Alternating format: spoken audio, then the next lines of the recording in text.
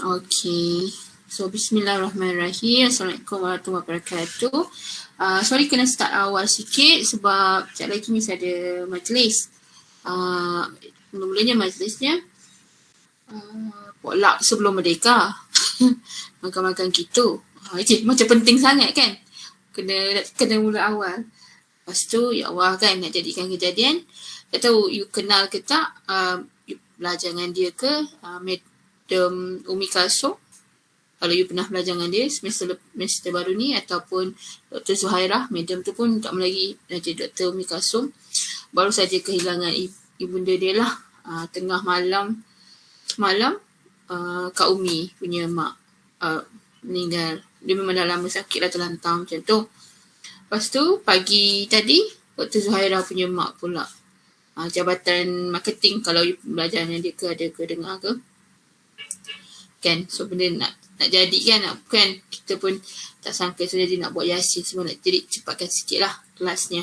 So sebelum kita mulakan kelas ni, kita mulakan dengan bacaan Al-Fatihah kepada Ibu pensyarah yang baru saja meninggal dunia. Kalau Madam Umi tu Rokiah binti Yusof, kalau Dr. Zuhairah saya tak tahu, tak dapat namanya. Semoga Allahyarhamah ditempatkan di kalangan orang-orang yang beriman dan dipermudahkan segala urusan mereka lah. Okey, boleh? So Al-Fatihah.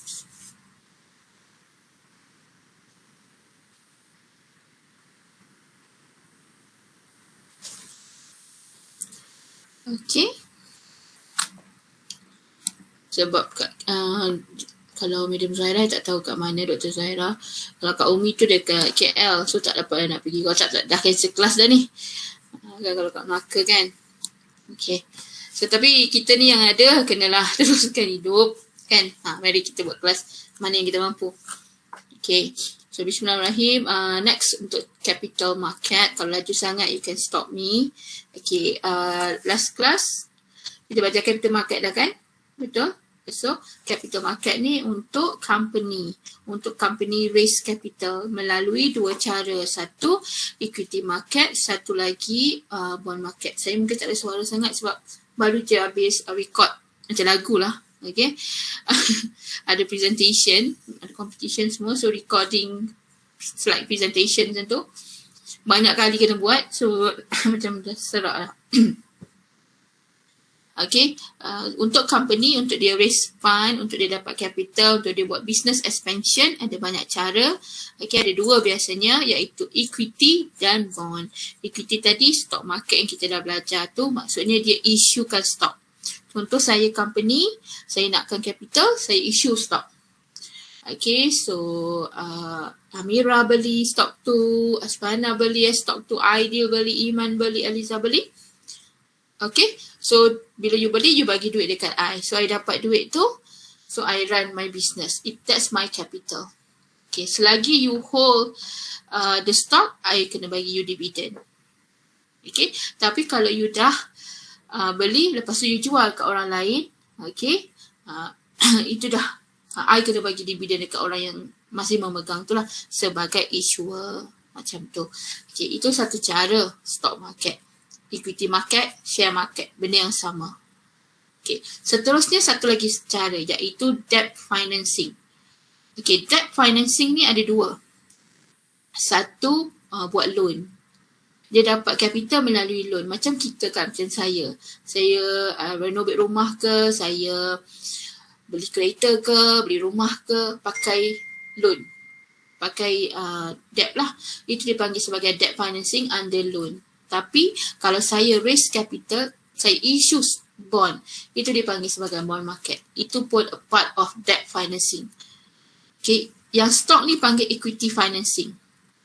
Antara dua ni, okay, debt financing high commitment, high obligation. Why? You have to repay back the principal. Okay, contohkan macam equity kan. Okay, I issuer yang issue stock, you guys investor. I issue stock, you beli. Okay, you beli, you bagi duit dekat Miss. Tapi Miss tak perlu pulang duit tu, betul tak? Duit tu you akan dapat balik kalau you jual dengan orang lain. So dia tak banyak obligation. And then dividend, dia ada fixed and residual. Tapi kalau bond, how it works, Okay, dia macam kita buat debt financing tu, kita beli kereta, contoh kereta kita 80,000, kita buat loan 80,000, kita kena pulang balik 80,000 plus interest lagi. Bond pun macam tu lah.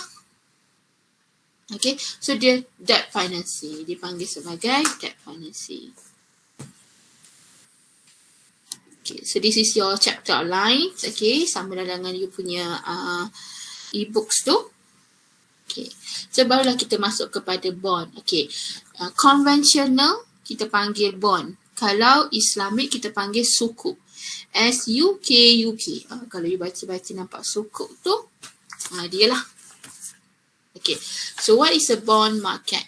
It acts as an intermediary where fund flow from the surplus to the deficit. The bond market create relationship of lender and borrower. Key point dia. Okay, yang ini kan yang first point tadi dalam kotak ni, ini maksud untuk semua financial market.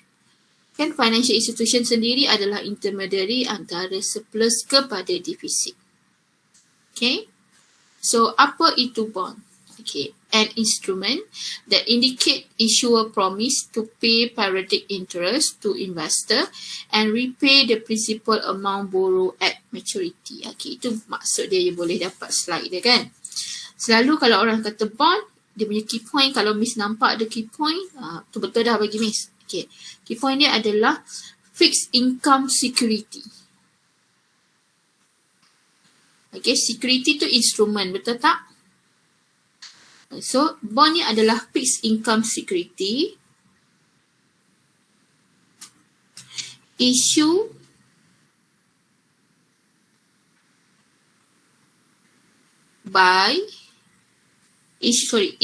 to lender of a long-term loan with a maturity date. Itu paling ringkas sikit boleh bagi. Bond is a fixed income security issue to lender of long-term loan with a maturity date. Ataupun lain, you boleh kata bond adalah security that represent debt owed by the issuer to the investor. Debt yang dihutangkan by the issuer to the investor.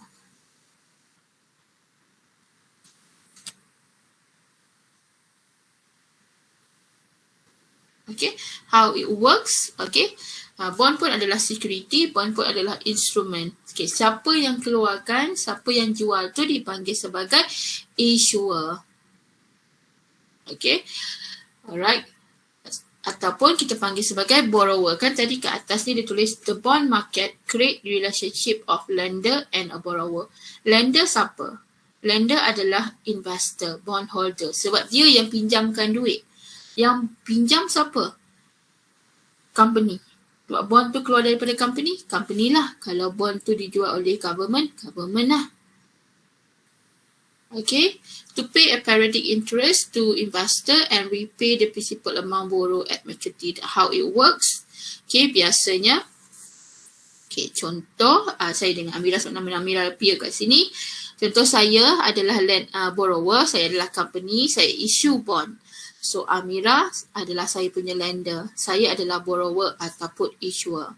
So, hari ni Amira beli bond saya. Okay, bond ni dia ada par value. Dekat Malaysia, par value dia adalah 1,000.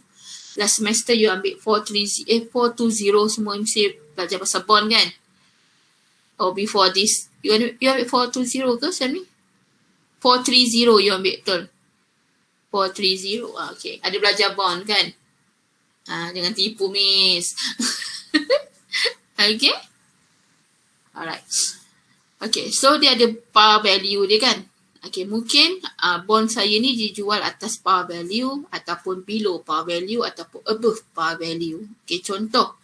Saya jual below par value. Harga dia nak 900. Par value 1,000. Betul tak? Okay, saya jual. Amira beli 900. Untuk setahun. Okay, hari ni 30 hari bulan 8. Jadi, okay, pada 30 hari bulan 8, 2023, saya akan bayar par value dekat Amira. Selagi Amira pegang bond tu lah. So, Amira dapat untung 100, betul tak? Takkan tu saja. beza antara par value dan market price. Sementara itu mungkin dia ada interest. Okay, dia ada periodic interest. Mungkin saya kata dia semi-annual. Kalau semi-annual maksudnya 6 bulan betul, 2 kali. Okay, 6 bulan selepas bulan 8 ni saya akan bagi dia interest. Kan you ada kira macam tu. So that's how it works lah. Selagi you pegang bond tu, you akan dapat all the treatment. Kalau you dah jual kepada orang lain lah yang akan dapat. Sebab tu you kira nanti current yield, yield to maturity, coupon dan sebagainya. Okay, sekarang ni semester ni ada pakai calculator finance dah? Belum? Dah kan? Okay, kan pakai bond semua tu, nanti semester depan pun calculator finance jangan jual kalau ada. Pasal part 4 memang wajib pakai, ada paper yang kena ada calculator finance. Nanti dah jual, minta balik dekat senior, junior okay, calculator finance kena ada lah. Right. So this is development of bond market dekat Malaysia. Okay, 1987, 2006, 1999, 2007. Okay, 1987 dominated by MGS, Nation Developmental Needs. Okay, MGS tu adalah bond. Malaysia Government Security ni adalah bond. Okay, kita tak buat money market lah sebab I suruh you baca. So mungkin you tak familiar with MGS. Kalau you dah baca, you are familiar tu. Okay. So awal-awal bond dekat Malaysia adalah government bond. Okay. Government dia perlukan bajet untuk buat development. Jadi mereka keluarkan MGS. Okay. Baru pada tahun 1999 baru ada ringgit, in terms of ringgit punya bond. Lepas tu barulah 2006 kita start dengan private sector punya bond. Sebelum ni awal-awalnya kemunculan bond dekat Malaysia government bond. Okay, untuk government, untuk funding government, untuk capital government. Tapi since 2006 barulah ada private sector untuk company. Company pun nak funding juga, company nak capital juga. And 2007 baru start ada syariah bond ataupun sukuk lah, syariah compliant instrument. Okay, so this is characteristic. Okay, you boleh refer dekat e-books you. Okay. So, first, maturity date. Apa yang kita nak cakap pasal maturity date? Okay, the day that the bond matured. Betul tak? Okay, and issuer have to refund principal amount.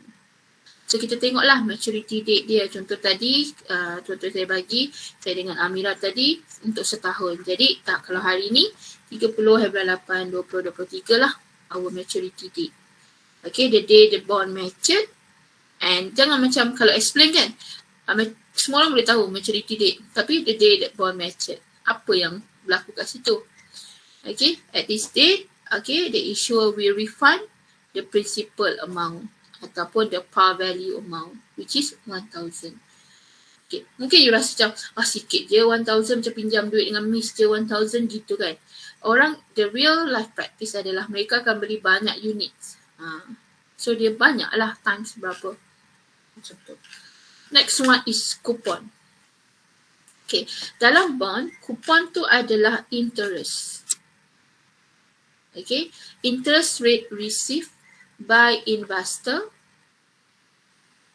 Okay, so coupon rate adalah interest rate received by investor either annually, semi-annually or quarterly.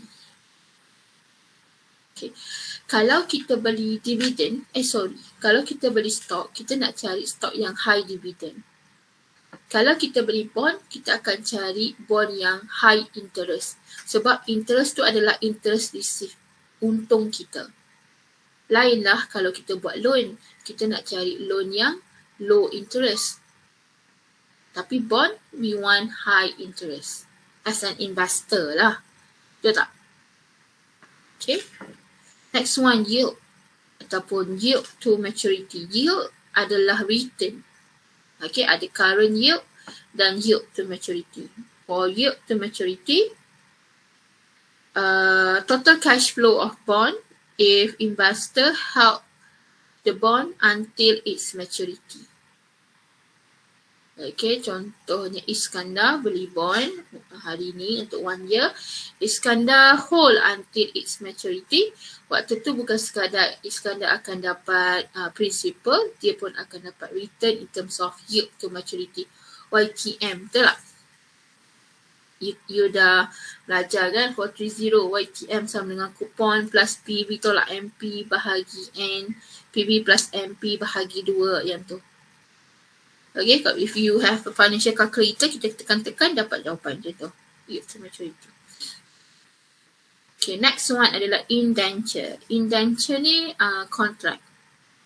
Okay, nak tahu pasal bond tersebut, features bond tersebut, kita tengok pada contract, which represent a legal agreement that binding relationship between issuer and investor. Macam if you buy bond, you akan dapat indentures. What is indentures? Financial contract lah.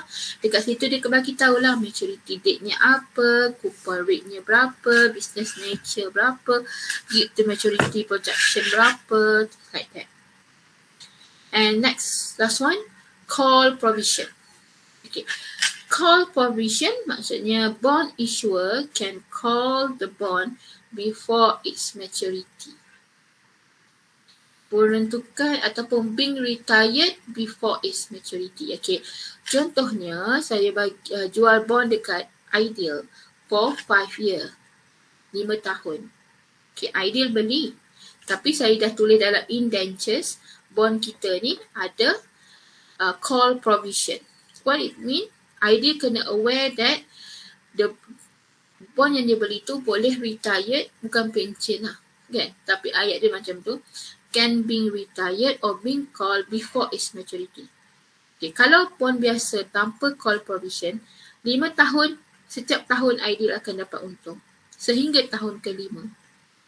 Tapi kalau ada call provision, mungkin Ideal sampai tahun ke-3 je.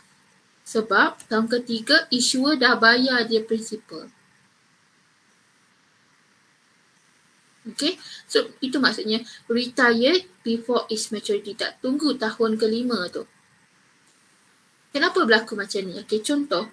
Ini lebih kepada issuer punya perspektif lah. Contoh bond tu for 10 years, 15 years, 5 years. Itu adalah obligation, betul tak? Setiap tahun you have to pay your bond holder. Kan? Contoh saya nak buat jalan lah. Saya buat business ni, saya nak buat highway. Buat highway bukannya murah, bukannya cepat. Okay. Saya project for 5 years. Sebab tu saya jual bond for 5 years. Suddenly, efficient saya punya business. 3 years, 3.5 years dah siap dah. Buat apa? I serve my lender. So I stop. Sebab tu selalu issuer akan letakkan call provision. Faham?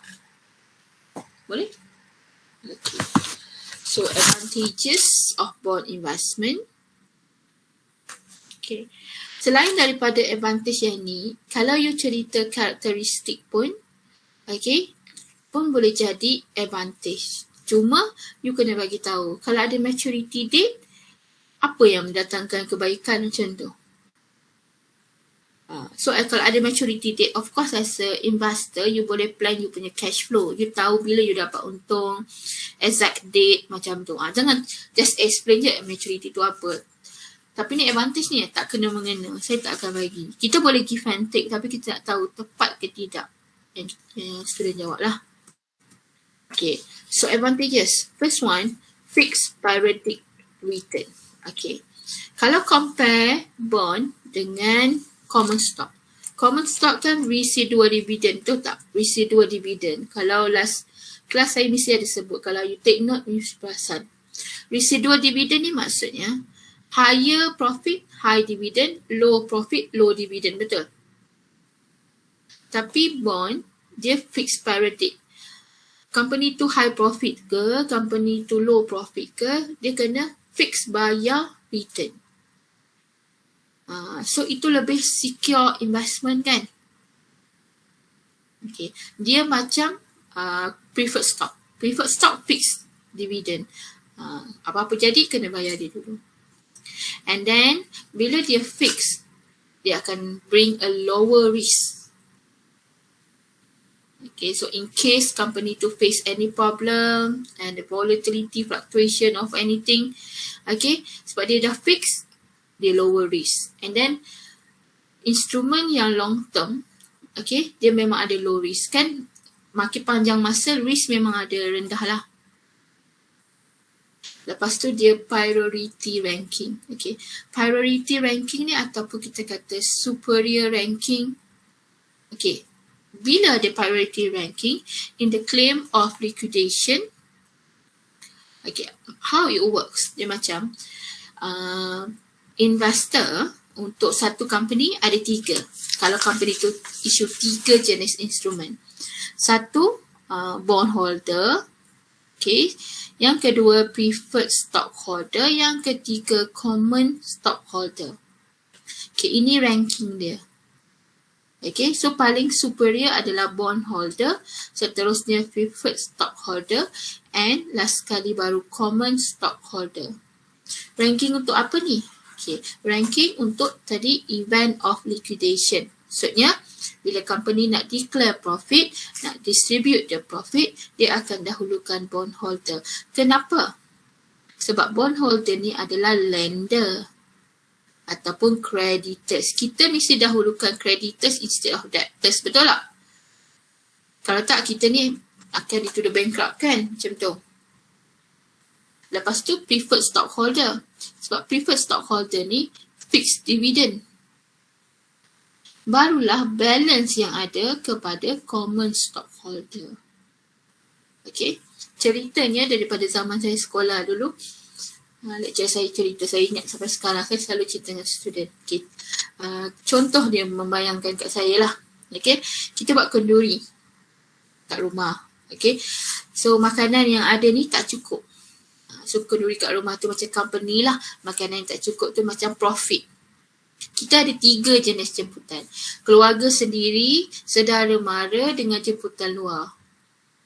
Keluarga sendiri tu macam common stockholder. Keluarga sendiri boleh run our family, run our business. Betul tak? Keluarga sendiri, contoh adik-beradik kita lah. Lepas tu sepupu-sepupu kita lah. Dia macam family kita tapi dia tak boleh nak make decision on us. Betul? Kan? So macam cousin-cousin kita lah. Lepas tu tetamu kita, orang luar yang kita jemput, VIP. Gitu. So kalau kita tinggal makanan ni, kita selalu dahulukan VIP tu kan. Tetamu luar. So macam bondholder lah. Dia bagi kita pinjam duit. Dia datang majlis kita, dia datang company kita. Macam tu. Lepas tu, mestilah kita dahulukan saudara-saudara kita dulu kan. Biarlah kita tak makan kalau dalam kenduri. Kalau biasa punya treatment. Betul? Okay? Ada banyak lagi balance, barulah kita dan keluarga kita owner. Okay? Macam tu. So, bondholder, preferred stockholder dan common stockholder. Tetamu luar, VIP, saudara mara, and then family member. Macam tu. Okay. Boleh? So, next one. Okay. Kita ada disadvantage. Okay. Benda yang jadi advantage, saya dari zaman saya belajar kan, saya selalu, kalau saya hafal, ada benda kita kena hafal, faham dan hafal kan. Saya selalu hafal satu pihak je. Kalau advantage, saya hafal advantage atau saya putarkan benda tu jadi disadvantages. Contohnya, tadi fixed paradigm, kita kata dia advantage. Company tu rugi ke, company tu profit ke, dia akan dapat fix. Okay, so tak ada masalah. Tapi, kalau company tu makin lama makin maju, makin dapat untung, kita ni masihlah fix. So we are not able to participate in any incremental income because bondholder adalah fixed periodic return. Betul tak? Okay, common stockholder, makin company tu ada profit, makin dia dapat banyak. Okay, and then declining in credit worthiness of issuer. Okay, credit worthiness ni maksudnya berbaloi ke tidak? Nak held until its maturity. Bond investment ni kan maturity dia long term maturity. Contoh for 5 years, for 7 years, 10 years, 15, 30. Selama masa yang lama tu, businesses exposed to many risks. Kan, dia ada cycle dia. Mungkin kita walaupun dia fix, kan, dah company tu rugi contoh 7 tahun, tahun keempat dia rugi, tak berjaya projek tu, kita juga dia rugi, betul tak? So it decline in the credit worthiness. Next one, okay, callable risk. Okay, callable risk, kalau you beli bond yang callable bond, so you are facing callable risk. Kita beli bond sebab kita nak, apa dia kata, macam nak enjoy a stream of income for long term period. Suddenly, at any years dia being called. So we are facing callable risk as an investor of bond. Boleh? Okay. Miss, yang callable risk ni kait dengan callable provision tadi kan? Kalau bond tu ada call provision, so they are facing a callable risk. Investor lah. Okay. So next one, regulatory authority in bond market. So we have Bank Negara Malaysia, SC, SSM. Okay. So kalau Bank Negara Malaysia nak cerita apa, takkanlah tiba-tiba kalau Miss keluar test nanti, regulatory authority, you ceritalah Bank Negara wujud bila, Bank Negara punya function apa dia, tak ada kena-mengena, itulah. Nak cakap sikit tak apa. Tapi kita nak cerita lebih kepada how they regulate in the bond market.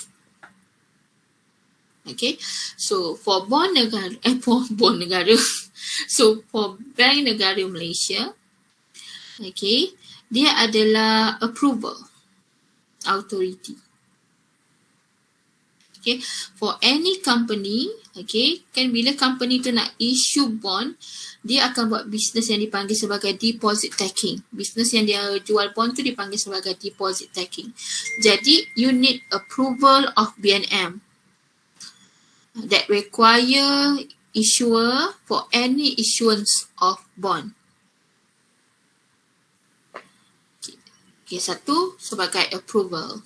Yang kedua, apa BNM buat? Monitor. Okay, so monitor a public and private bond. Kenapa dia perlu monitor? Because they want to manage liquidity and to contain inflation. Sebagai monetary body lah. Nah, sekali mungkin you boleh kata Bank Negara will ensure availability of long-term credit at reasonable cost to finance long-term project. Harga-harga bond ni kena macam setara lah. Okay, so dia adalah supervisory body. Monitoring, supervisory and approval. Boleh? Okay, yang seterusnya security.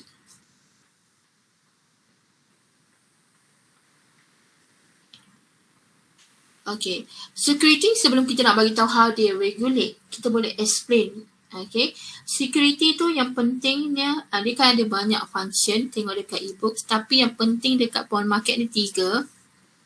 The first one, to regulate issue and the dealing in security.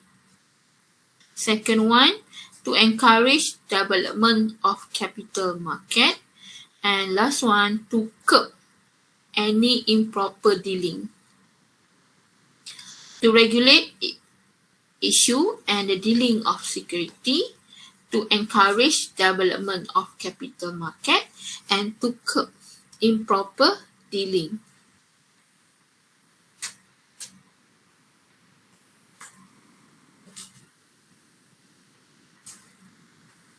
Okay, selain daripada itu, main function dia dekat dalam bond market, dia adalah approval ataupun approving authority for private debt security.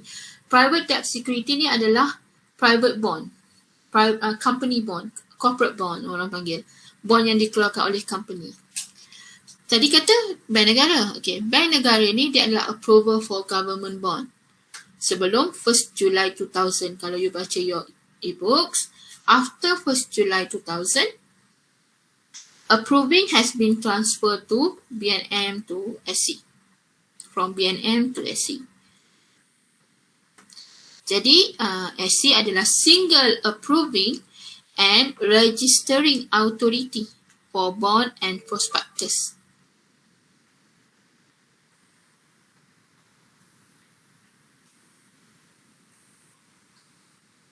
Okay, so prospectus ni macam proposal nak jual bond. Okay, so kena register lah. Next one is SSM, CCM English. Okay, so every company, okay, ataupun every issue of bond by any company must require approval, right, from SC. However, they must be a registered company under SSM or CCM.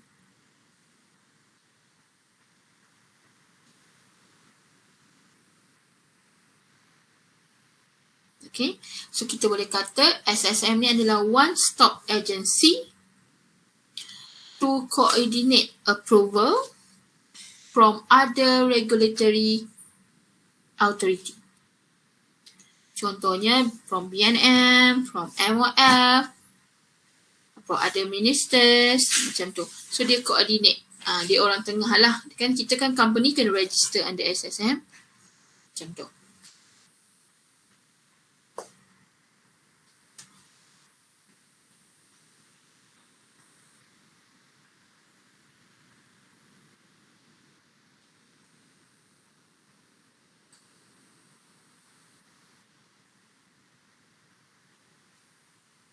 Okay, so I give you I give you 5 minutes macam tu. Please read dulu participant in bond market and satu paragraph here there. Okay.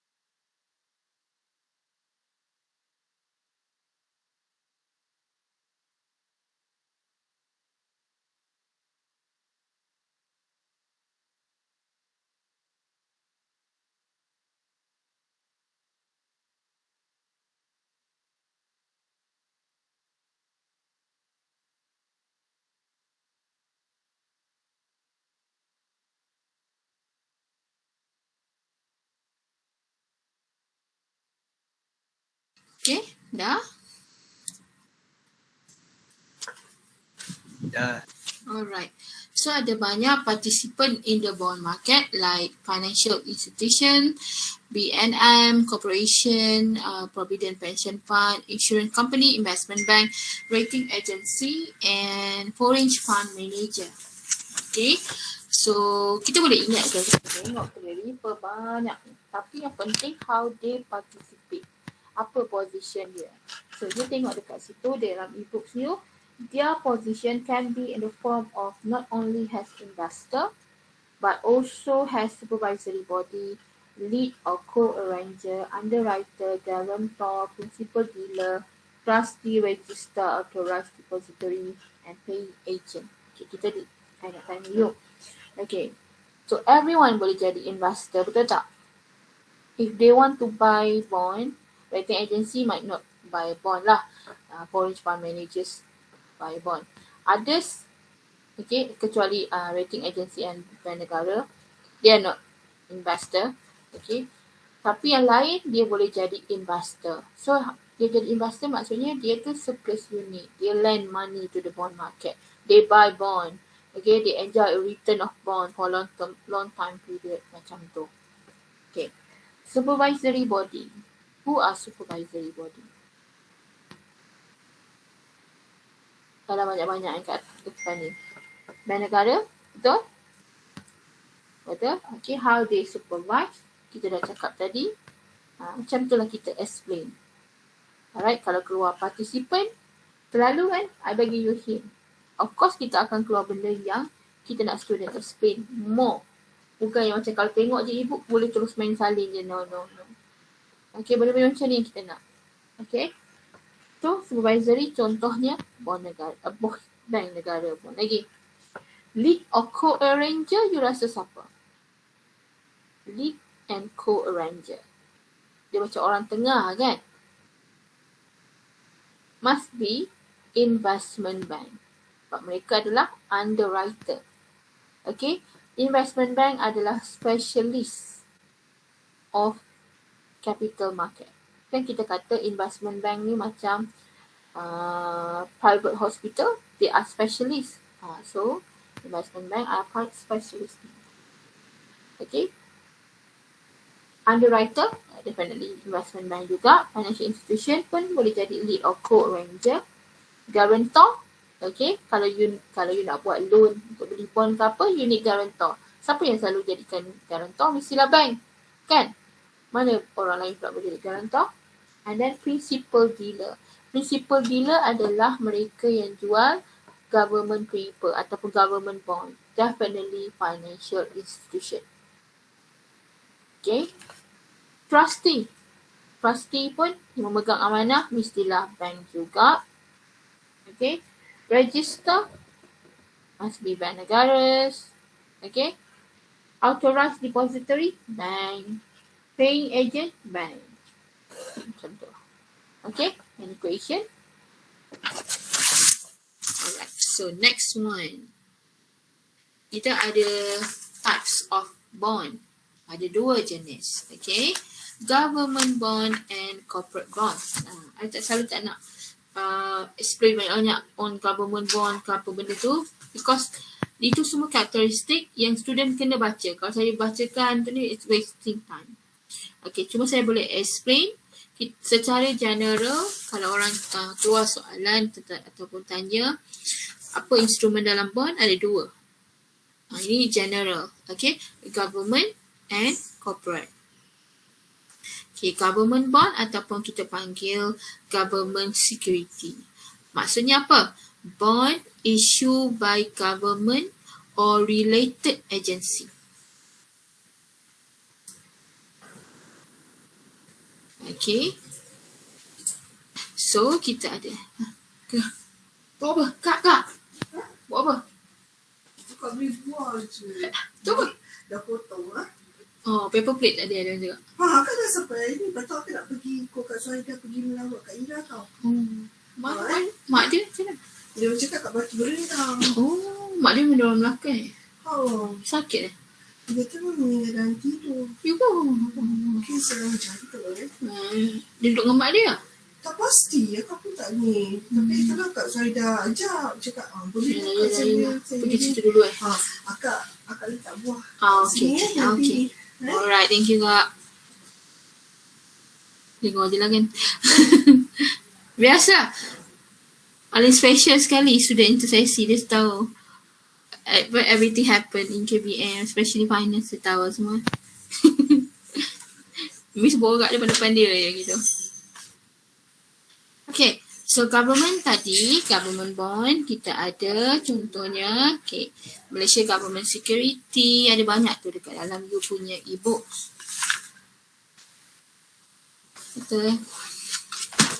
Okay, so kita tengok the first one is Malaysia Government Security. Okay, refer to your e-books. Okay, these are interest, walaupun tak nak explain tadi, explain juga ada masa lagi. Okay, so these are interest bearing long term security. Okay, issue by Government of Malaysia.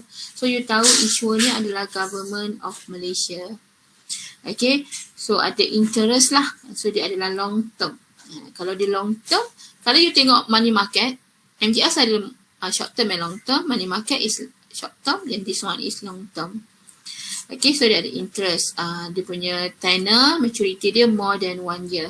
Okay, key point dia satu lagi. Dia dengan MGS macam orang kan. MGS dengan MTB ni. Okay, dua-dua issue by government. Dua-dua untuk government. Cuma bezanya purpose dia. MGS untuk government punya expenditure, development expenditure.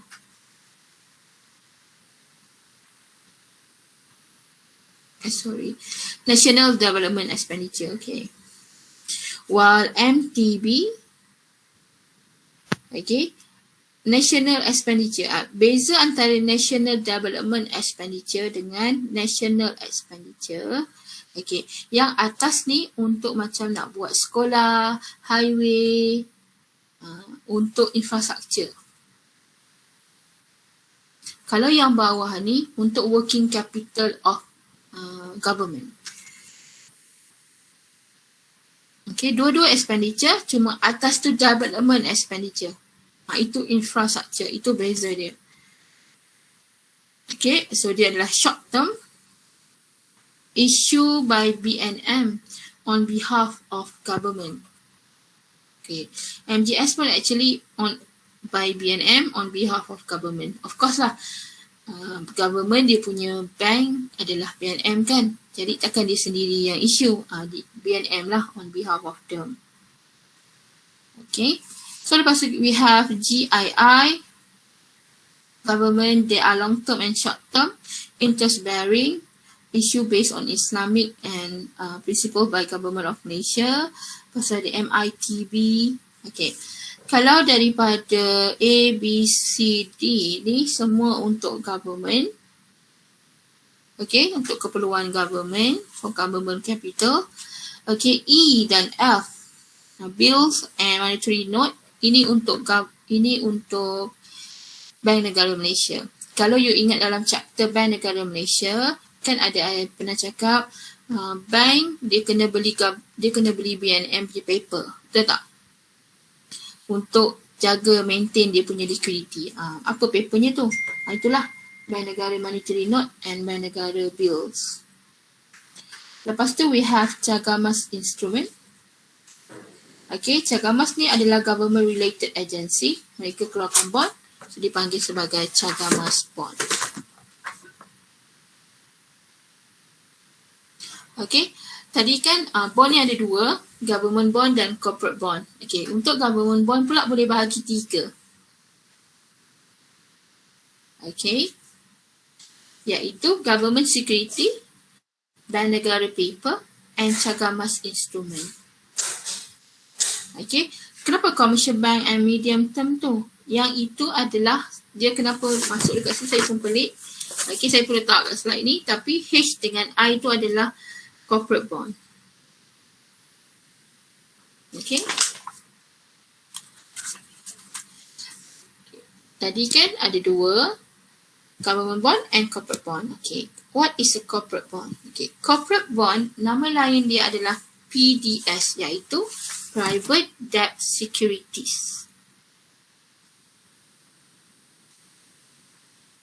Okay, so apa itu PDS ataupun corporate bond?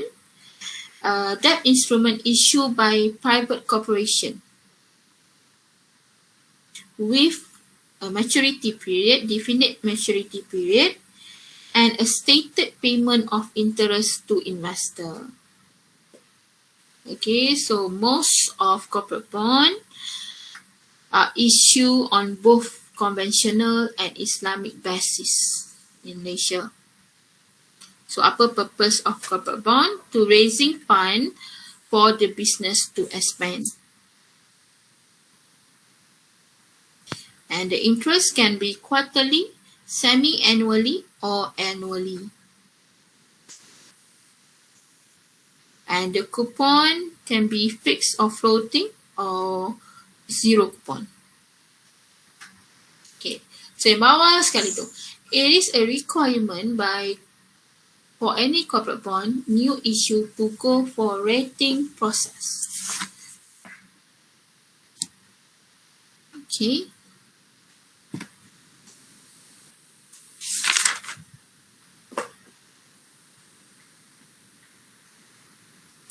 Barulah kita pergi kepada bond rating. Ini popular dalam bond market. Apa itu bond rating? Okay. Rating is an evaluation on credit quality of the issuance of debt instrument. Okay. Kalau you pergi ke website rating agency ni, you akan dapat tengok rating yang dikeluarkan terhadap bond. Okay. Maksudnya kualiti bond tersebut. Bond tu kan dia long term, dia lama. Jadi satu agensi yang disebut sebagai rating agency ni akan rate bond tu berkualiti ke tidak. How they rate? Okay, sebelum bond tu dijual pun ada rating. Semasa bond tu sedang being held oleh investor pun ada rating. Okay. Alright, so apa yang mereka rate? Okay. The likelihood of default by the issuer in the payment of principal and interest. Okay, kebarangkalian untuk default. Kalau tak ada kebarangkalian tu, dia bagilah a good rating.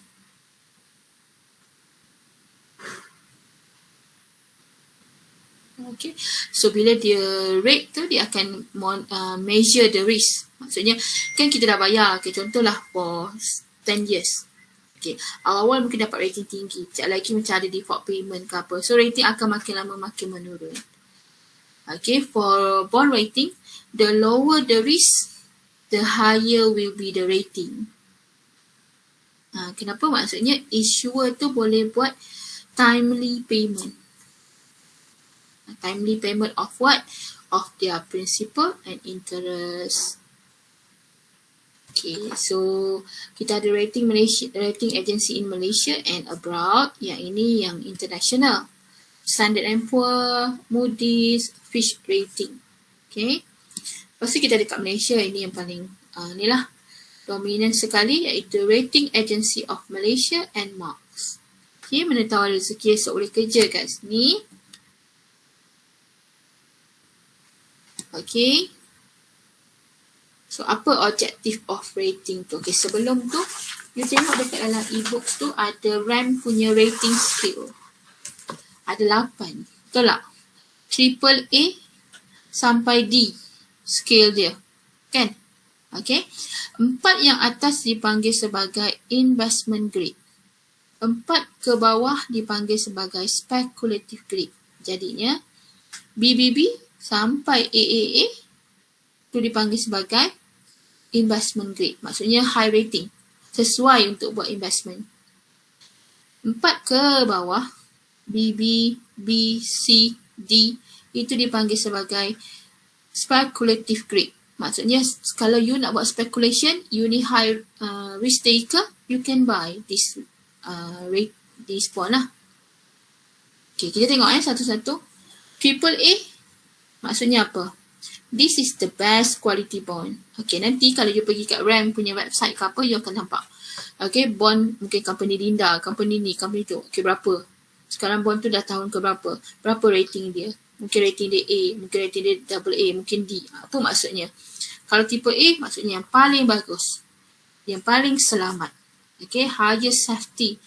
Mesti on time. Dia janji nak bayar annually lah. Quarterly lah. Paling bagus lah. Macam kita bagi student A plus tu. Okay. Lepas tu, bawah sikit. AA. High safety in timely of interest. Turun sikit. Okay. Masih selamat, masih bayar on time.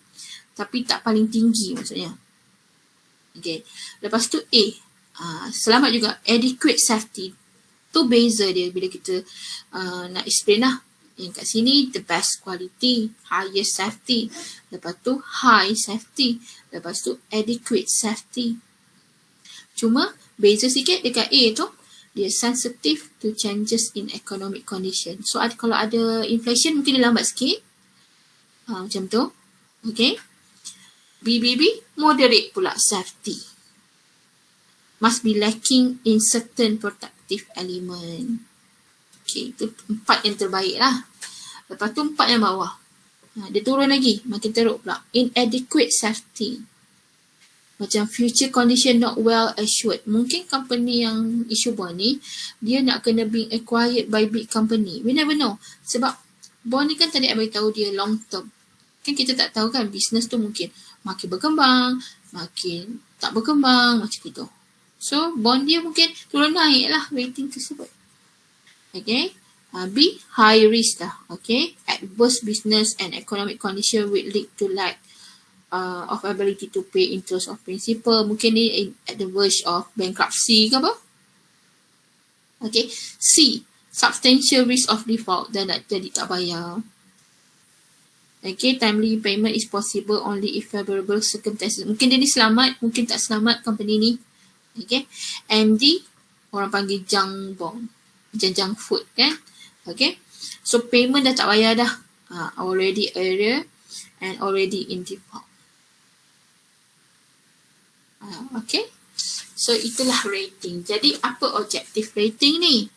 Okay. It provide complete, accurate and reliable info. Kita tengok scale, kita pun tahu. Okay. Ini bukan macam tengok je RAM dengan mark to my rate. Tak. Dia akan buat research lah. Dia akan kumpul lah semua all the data macam tu, feedback, observation dan sebagainya. Barulah keluarkan scale. So scale itu pun senang nak faham. Okay, itu yang satu. Yang kedua, it create awareness on credit worthiness. Bila kita tengok rating, so pun kita aware. Oh, berbaloi tak aku nak tunggu sampai maturity ni. Oh, berbaloi. Dia masih lagi A je macam tu kan. Ataupun, dia makin lama makin turun lah. Tahun ni turun. So, nampak dah tak berbaloi untuk involve with this investment. Betul tak? Okay. Lepas tu, it cost effective marketing tu. Okay. Company tu tak payah iklankan pasal bond dia. RAM dengan Mark yang iklankan. Sebab kalau kita pergi RAM and Mark punya website, dia ada list dia yang dia akan update list tersebut. So macam you don't need to promote. Others promote for you. So very cost effective, betul tak? Promotion ni bukannya senang. Okay. Cost. Okay. High cost. And then the scale are easily to be understood. Alright. Okay. So last one. Basic valuation of bond. Okay, ini memang jarang keluar sekali, tapi for your info, sebab ini bukan calculation punya subject. You dah belajar dah price, P, semua tu. Current yield, you tengok dekat dalam e-book. Okay, yield to maturity, dia just nak bagi tahu you apa formula yang ada. Okay. Any question for bond market?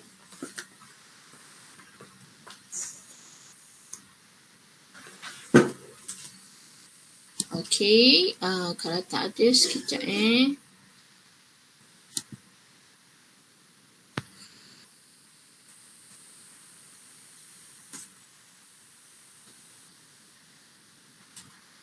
ada video untuk awak. Kalau ada video kan PDF.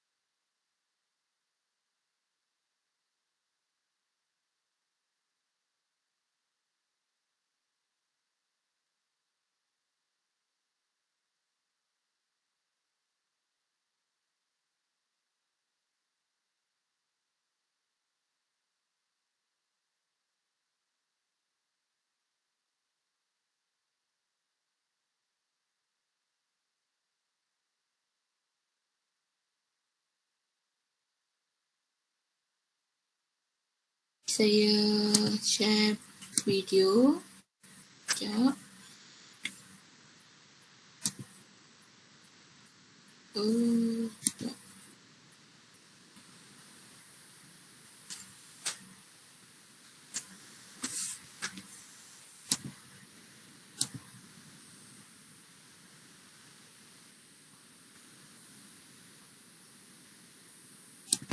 Bonds are a common.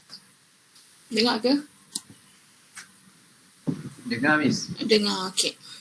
Tak payah buka besar kan? Nampak kan? Okey. Investment. However, to many investors, they remain a mystery. So, Okay. bonds are a common investment. However, to many investors, they remain a mystery. So, let's explore what a bond is and how it might benefit your investment portfolio.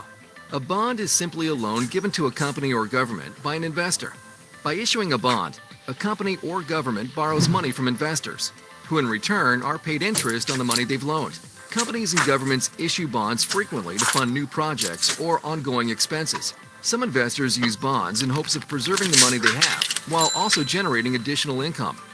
Bonds are often viewed as a less risky alternative to stocks and are sometimes used to diversify a portfolio. Consider this example. The city of Fairview wants to build a new baseball stadium, so it decides to issue bonds to raise money. Each bond is a loan for $1,000, which Fairview promises to pay back in 10 years. To make this loan more attractive to investors, Fairview agrees to pay an annual interest rate of 5%, which in the bond world is also known as a coupon rate. An investor buys the bond at face value for $1,000. Now, let's fast forward. Each year, the city of Fairview pays the investor $50. These regular interest rates continue for the length of the bond, which is 10 years. Once the bond reaches maturity, the investor redeems his bond, and Fairview returns his $1,000 principal investment. This bond was a good deal for both the city and our investor. Fairview got the money it needed to build the stadium. The investor received regular interest payments and the return of the original investment. Because a bond offers regularly scheduled payments and the return of invested principal, bonds are often viewed as a more predictable and stable form of investing. Compare regular payments of a bond to the experience of owning a stock. With stocks, profits and losses are driven by market forces and are generally less predictable. Of course, like any investment, bonds are not without risk. One risk that bond investors face is the possibility that the issuer defaults on paying back the principal. This is what is known as default risk. Typically, bonds with higher default risk also come with higher coupon rates. The amount of risk depends mostly on the financial stability of the issuer. For example, most governments are generally considered stable issuers and issue bonds with a relatively low coupon rate. Corporate bonds typically represent a greater risk of default, as companies can and do go bankrupt. That's why corporate bonds often offer a higher coupon rate. Several credit rating agencies assign rankings to different bonds. This can help bond investors to gauge the financial strength of the bond issuer. These ratings agencies often use different criteria for measuring risk. So, it's a good idea to compare ratings when considering a particular bond. And keep in mind, rating agencies aren't always accurate. So be sure to research a bond and its risks thoroughly before investing. Another risk to consider is interest rate risk. This is the risk that interest rates will go up, and any bonds you own will be worth less if sold before the maturity date. After all, when interest rates rise, more investors allocate their money into the new, higher interest rate bonds. If you wanted to unload a low interest rate bond to take advantage of these new rates, you would have to sell your bond at a discount to make it a worthwhile purchase for another investor. Capital preservation and income generation are just two ways bonds might be part of a diversified portfolio. Many investors use a mix of stocks and bonds to pursue their investment goals. And because bonds move differently from stocks, they can help increase or protect portfolio returns. Keep in mind that this discussion showed you one simplified way that investors might use bonds, and only a few of the risks to consider. Like all investments, bonds are complex and have a variety of uses and risks. Before you invest in bonds, it's important that you invest in your own financial education.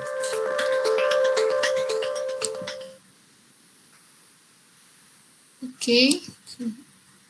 Deep kan dia punya ayat dia kan, before you invest in bond, invest in your financial knowledge. Deep kan ayat dia. Dia segitu belajar tu. Okay. Okay, so itu dia bagi you macam apa yang saya ajar tadi. Semuanya ada dalam tu, betul tak? Okay, sebagai contoh tadi, dia nak buat baseball stadium, Fairview Company. Okay, so dia issue bond for 10 years. Maturity-nya, okay, nak buat stadium kena cepat kan, kena boleh setahun dah siap. Lepas tu dia janji bagi 5%. Jadi $50 every year dapat. And then sampai tahun ke-10 dah dia boleh redeem lah principles-nya. Itu faham kan? Lepas tu kan ada graf tadi, stock tu macam makin meningkat, turun naik. Okay. So stock lebih risky sebab stock ni dia depend on market forces. Okay. So demand and supply of market lah. And then however, bond tu dia low risk sikit. Government bond dikenal pasti sebagai zero risk, maksudnya lower risk. Sebab government will never default. Government memang bertukar-tukar, tapi setiap negara akan ada government. Okay. Untuk macam nak lagi menarikkan corporate bond walaupun dia ada risk, okay, sebab tu ada rating tu. Kan dia chop tadi tu kan. Okay. Lepas tu dia kata tapi however dia ada juga default risk, dia ada interest rate risk. Yalah, sebab you kan fix. Orang lain interest in the market makin tinggi, mungkin dia berminat kat situ. So nak tak nak you kena turunkan harga, bagi diskaun. Itu pun dipanggil sebagai liquidity risk macam tu. So dia sama apa yang kita belajar hari ni. Boleh? Okay. So saya perasan ni ramai ni makin kurang ni buka kamera. Petangkan jangan lupa Okay, so saya nak bagi sikit kerja. Petangkan saya nak tanya. Kita nak buat comparison antara government bond and corporate bond. Okay, I randomly cari. Okay, comparison in terms of level of risk. First, level of risk macam mana? Government macam mana? Corporate macam mana? Nanti saya nak tanya. Yang kedua, rating procedure. Yang ketiga, security. Yang keempat, coupon payment. Level of risk, rating procedure, security, coupon payment. Okay, bagi tahu kat Miss, government bond macam mana, bagi tahu kat kita semua dalam kelas ni. Corporate bonds macam mana. Sambil-sambil breakfast, lunch, tolong mak kat rumah, tengok Netflix, boleh baca, cari. Petangkan kita tanya. Boleh? So, kita habiskan awal ni. Okay. Jangan lupa attendance. Okay? Right. Terima kasih.